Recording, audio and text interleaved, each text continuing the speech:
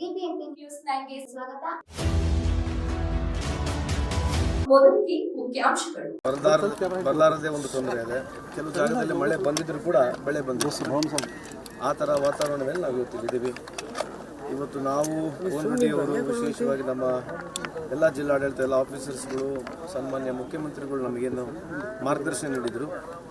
ಅದರ ಪ್ರಕಾರ ಎಲ್ಲ ತಾಲೂಕುಗಳಿಗೆ ಹೋಗಿ ಭೇಟಿಯನ್ನು ಮಾಡ್ತಕ್ಕಂಥ ಕೆಲಸ ನಾವು ಮಾಡ್ತಾ ಇದ್ದೀವಿ. ಉದಾಹರಣೆಗೆ ನಮ್ಮ ಧಾರವಾಡ ಜಿಲ್ಲೆಯಲ್ಲಿ ಸುಮಾರು 96% ಬಿತ್ತನೆ ಆಗಿದೆ. 96% ಬಿತ್ತನೆ ಆಗಿದೆ. ಸುಮಾರು 2,80,000 ಹೆಚ್ಚು ಬಿತ್ತನೆ ಆಗಿದೆ. ಅದರಲ್ಲಿ ಹೈಯೆಸ್ಟ್ ಇರ್ತಕ್ಕಂಥದ್ದು ಗ್ರೀನ್ ಗ್ರಾಮ್. 45,000ಕ್ಕೂ ಹೆಚ್ಚು ಹೆಕ್ಟರ್ ಗ್ರೀನ್ ಗ್ರಾಮ್ ಇದೆ. ಅದರ ಜೊತೆಗೆ ಮೇಜ್ ಇದೆ, ಸೋಯಾ ಇದೆ, ಕಾಟನ್ ಇದೆ, ಊದ್ ಇದೆ.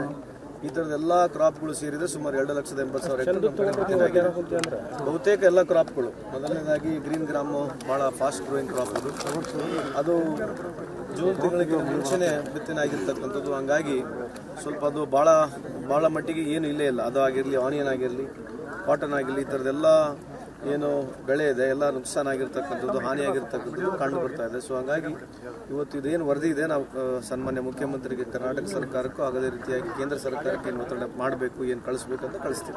ಯಾವಾಗ ವರದಿ ಕೊಡ್ತೀರಿ ಸರ್ ಸರ್ಕಾರ? ಆಗತ್ತೆ ನಮಗೆ ಸ್ಟೇಜ್ ಈಗ ಇದು ರಿಪೋರ್ಟ್ ಅಂತೂ ನಾವು ತಲುಪಿಸ್ತೀವಿ ಅಲ್ಲಿ. ಸೊ ಅದ್ರ ಜೊತೆಗೆ ಸ್ಟೇಟ್ ಗೌರ್ಮೆಂಟಿಂದ ಏನು ಡಿಸ್ಟಿಕ್ಕಿಗೆ ಕ್ಲಿಯರೆನ್ಸ್ ಕೊಡ್ತಾರೆ, ಮಾರ್ಗದರ್ಶನ ಕೊಡ್ತಾರೆ, ಅದ್ರ ಪ್ರಕಾರ ಮಾಡ್ಕೊಂಡು ಹೋಗ್ತೀವಿ. ಇನ್ಶೂರೆನ್ಸ್ನವ್ರು ಬರ್ತಾರೆ, ಇನ್ಶೂರೆನ್ಸ್ ಸರ್ವೆ ನಡೀತದೆ.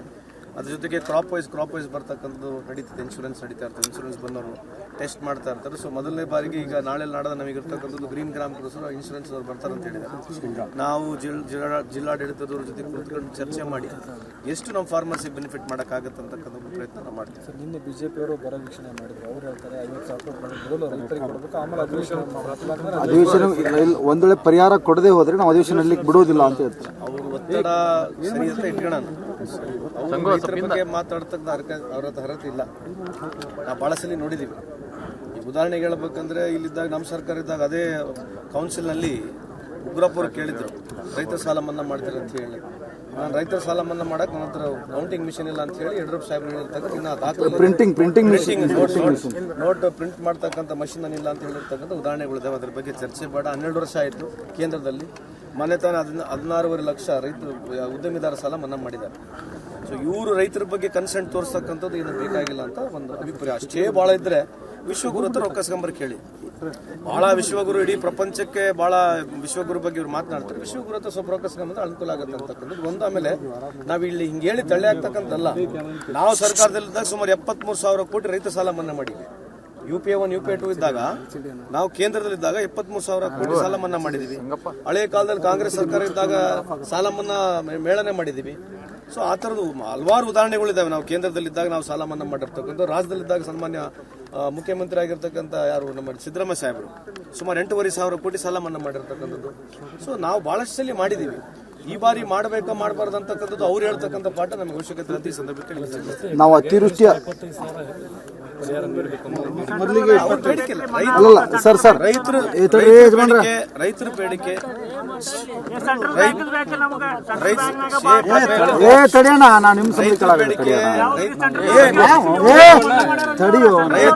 ರೈತರ ಬೇಡಿಕೆ ಏನಿದೆ ಸರಿ ಇದೆ. ರೈತರ ಬೇಡಿಕೆ ಏನ್ ಕೇಳ್ತಾರೆ, ರೈತರ ಮುಖಂಡರು ಏನ್ ಕೇಳ್ತಿದ್ದಾರೆ, ಕರ್ನಾಟಕ ರಾಜ್ಯದ ರೈತರು ಏನ್ ಕೇಳ್ತಾರೆ, ಅದ್ರ ಬಗ್ಗೆ ನಾವು ಹೇಳೋ ಪ್ರಶ್ನೆ ಇಲ್ಲ. ಅದ್ರ ಚರ್ಚೆ ನಾವು ಅವ್ರು ಏನ್ ಹೇಳ್ತಾರೆ ಅದನ್ನ ಒಪ್ತೀನಿ ನಾನು. ಆದ್ರೆ ಅದು ಸರ್ಕಾರಕ್ಕೆ ಬಿಟ್ಟಿರ್ತಕ್ಕಂಥ ಏನು ಕೊಡಬೇಕೇನಿಲ್ಲ ಅಂತ ಇರ್ತಕ್ಕಂಥ. ಆದ್ರೆ ಬಿಜೆಪಿ ಹೇಳ್ತಕ್ಕಂಥದ್ದು ಅವಶ್ಯಕತೆ ಇಲ್ಲ ಅಂತ ಸರ್ ಅವ್ರು ಹೇಳ್ತಾರೆ ನಮ್ಮ ರಾಜ್ಯದ ಪಾಲನೆ ಅದನ್ನು ಕೊಡ್ಲಿ, ಅವರು ಕೇಂದ್ರಕ್ಕೆ ಎಷ್ಟು ಬೇಕು ಅಂತ ಒಂದು ಪ್ರಸ್ತಾವನೆ ಕೊಡ್ಲಿ, ನಾವು ಕೇಂದ್ರದಿಂದ ಕೊಡಿಸ್ತೇವೆ, ರಾಜ್ಯದ ಪಾಲು ಕೊಡ್ಲಿ ಅಂತ ಹೇಳುದು. ಅದು ಹೇಳ್ತಿರೋದು ಇಷ್ಟು ವರ್ಷ ಆಗಿತ್ತಲ್ಲ, ಕೇಂದ್ರದ ಪಾಲು 12 ವರ್ಷ ಆಗಿತ್ತದ. ಇವ್ರು 10 ವರ್ಷ ಅಧಿಕಾರದಲ್ಲಿದ್ರಲ್ಲ. ಯಾರು ಬಿಜೆಪಿ 10 ವರ್ಷ ಅಧಿಕಾರದಲ್ಲಿ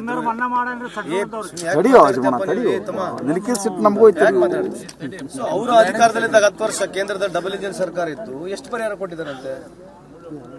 ಫಸ್ಟ್ ನಾವು ಕೊಡ್ಬೇಕಂತ ಹೇಳ್ತಾರಲ್ಲ, ಇವ್ರು ಫಸ್ಟ್ ಎರಡು ಟೈಮ್ ಇವರಿದ್ದ ಸರ್ಕಾರದಲ್ಲಿ ಇವ್ರು ಎಷ್ಟು ಕೊಟ್ಟರಂತ ಅದನ್ನ ಕೇಳಿ ಅವರಿಗೆ. ಅವ್ರು ಪೊಲೈಟಾಗಿ ಕೇಳಿ, ಸರ್ ನೀವು 2 ಬಾರಿ ಸರ್ಕಾರದಲ್ಲಿದ್ರಿ, ಯಡಿಯೂರಪ್ಪ ಸಾಹೇಬ್ರಾದ್ರು, ಬಸವರಾಜ ಬೊಮ್ಮಾಯಿ ಸಾಹೇಬ್ರಾದ್ರು, ಸದಾನಂದ ಗೌಡರಾದ್ರು, ಜಗದೀಶ್ ಶೆಟ್ಟರ್ ಆದ್ರು, 4 ಚೀಫ್ ಮಿನಿಸ್ಟರ್ಗಳಾದ್ರು. ಕೇಂದ್ರದಲ್ಲಿ ಡಬಲ್ ಇಂಜಿನ್ ಸರ್ಕಾರ ಇತ್ತು. ರಾಜ್ಯಕ್ಕೆ ಎಷ್ಟು ರೊಕ್ಕ ತಂದು ಕೊಟ್ಟರೆ ಅಂತ ಕೇಳ್ರಿ, ಆಮೇಲೆ ಮುಂದೆ ಮಾತಾಡೋದು. ರಾಜಕೀಯ ಬಿಟ್ಟು ರೈತರಿಗೆ ಏನಾದ್ರು ಪರಿಹಾರ ಕೊಡೋ ಕೆಲಸ ಅಲ್ಲ, ಖಂಡಿತವಾಗಲೂ ಕನ್ಸ್ಟೆಂಟ್ ಅಂತೂ ಇದೆ. ಸುಮ್ಮನೆ ರಾಜಕೀಯವಾಗಿ ನಾನು ಮಾತಾಡೋಕೆ ಹೋಗಲ್ಲ. ಸೊ ನಾನು ಇಲ್ಲಿ ಏನು ಮಾತನಾಡೋಕೆ ನನಗೆ ಕೂಡ ಲಿಮಿಟ್ ಇದೆ. ನಾವು ಲಿಮಿಟ್ ಮೀರಿ ಕೂಡ ಏನು ಜಾಸ್ತಿ ಮಾತಾಡಕ್ಕೆ ಬರಲ್ಲ. ಈ ಸಿಚುವೇಶನ್ ಅಲ್ಲಿ ಗ್ರೌಂಡ್ ರಿಪೋರ್ಟ್ ನೋಡಬೇಕು. ಗ್ರೌಂಡ್ ರಿಪೋರ್ಟ್ ನಮಗೆ ಸರ್ಕಾರಕ್ಕೆ ಒಪ್ಪಿಸ್ತಕ್ಕಂಥ ಕೆಲಸ ಪ್ರಾಮಾಣಿಕವಾಗಿ ಮಾಡ್ತೀವಿ ಅಂತ ಈ ಸಂದರ್ಭದಲ್ಲಿ. ಅಲ್ಲ ನೀವು ಇಷ್ಟೇ ಕೊಡಬೇಕು ಅಂತ ಏನು ಬೇಡಿಕೆ ಇಡ್ತೀರಿ ಸರ್ ಮುಖ್ಯಮಂತ್ರಿಗಳಿಗೆ? ಅಲ್ಲ, ಈ ರೈತ ಮುಖಂಡರುಗಳು ಏನು ಹೇಳಿದಾರಲ್ಲ ಬರ್ಕೊಂಡಿದ್ದೀವಿ. ಅವ್ರು NDRF ನಾಮ್ಸ್ ಚೇಂಜ್ ಮಾಡಕ್ಕೆ ಹೇಳಿದ್ದಾರೆ.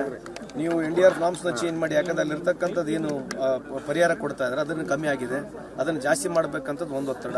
ಎರಡನೇದು ಇನ್ಶೂರೆನ್ಸ್ ಕ್ಲೇಮ್ ಮೇಲೆ ನಮಗೆ ಜಾಸ್ತಿ ಮಾಡಿಸ್ಕೊಡಿ ಅಂತ ಹೇಳ್ತಕ್ಕಂಥದ್ದು. ಎಲ್ಲದಕ್ಕಿಂತ ಹೆಚ್ಚಾಗಿ ನಮಗೆ ಸರ್ಕಾರದ ಕೂಡ ಕ್ಲೇಮ್ ಜಾಸ್ತಿ ಮಾಡಿಕೊಡಿ ಅಂತ ಹೇಳ್ತಕ್ಕಂಥ 3 ಪ್ರಶ್ನೆಗಳು ಪ್ರಮುಖವಾಗಿ ಕಂಡು ಬರ್ತದೆ. ಅದನ್ನ ಹೇಳ್ತೀವಿ ಸರ್ಕಾರ. ಸರ್, ಈ ಬೆಳೆ ವಿಮೆ ಕಂಪನಿಗಳು ಚೆಲ್ಲಾಟ ಆಡ್ತಿದ್ದಾವೆ ಸರ್. ತುಂಬಿಸ್ಕೋತಾರೆ, ಮಧ್ಯಂತರ ಪರಿಹಾರ ಕೊಡ್ತಾರೆ, ಲಾಸ್ಟಿಗೆ ಪರಿಹಾರ ಕೊಡೋದಿಲ್ಲ. ಮಧ್ಯಂತರ ಪರಿಹಾರ ಕೊಡ್ತಾರೆ ಅಂದ್ರೆ ಹಾನಿಯಾಗಿದೆ ಅಂತ ಪರಿಹಾರ ಕೊಡ್ತಾರೆ, ಲಾಸ್ಟಿಗೆ ಪರಿಹಾರನ ಕೊಡೋದಿಲ್ಲ ಸರ್. ನಾವು ಅದನ್ನ ಹೇಳಿದ್ರೆ ರಾಜಕೀಯ ಆಗತ್ತೆ. ಈಗ ಇದು ಬೆಳೆ ವಿಮಾ ಕಂಪ್ನಿ ಇರ್ತಕ್ಕಂಥ ಯಾವ ಕಂಟ್ರೋಲ್, ಯಾರು ಕಂಟ್ರೋಲ್ನಾಗ ಇದಾವೆ ಸುಮ್ಮನೆ ಹೇಳೋದು. ನಾವು ಮಾತನಾಡಿದ್ರೆ ರಾಜಕೀಯ ಆಗ್ಬಿಡ್ತದೆ. ಇವ್ರು ಅದ್ರ ಬಗ್ಗೆ ಒಂದು ಎಫರ್ಟ್ ಹಾಕೋದಿಲ್ಲ. ಇವ್ರು ಕರೆಸ್ಬೋದಲ್ಲ. ಸುಮಾರು ಟೀಕೆ ಮಾಡ್ತಕ್ಕಂಥಲ್ಲ, ಕಳೆದ 2-3 ವರ್ಷದಿಂದ ಸಾವಿರಾರು ಕೋಟಿಗಳು ಇವು ಯಾವುದು ಇನ್ಶೂರೆನ್ಸ್ ಕಂಪ್ನಿಗಳು ಪ್ರಾಫಿಟ್ ಮಾಡ್ತಾ ಇದಾವೆ. ಇದ್ರ ಬಗ್ಗೆ ಒಂದು ಚರ್ಚೆ ಆಗ್ಬೇಕಾ ಬೇಡ?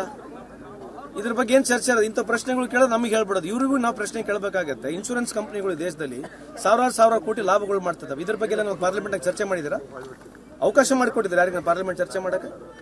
ಸೊ ನಾನು ರಾಜಕೀಯವಾಗಿ ಈಗ ಮಾತನಾಡಕ್ಕೆ ಹೋಗೋದಿಲ್ಲ. ಇದು ಟೈಮು ಸರಿಯಲ್ಲ. ಇವಾಗ ಇರ್ತಕ್ಕಂಥದ್ದು ರೈತರ ವಿಷಯ ಇದೆ.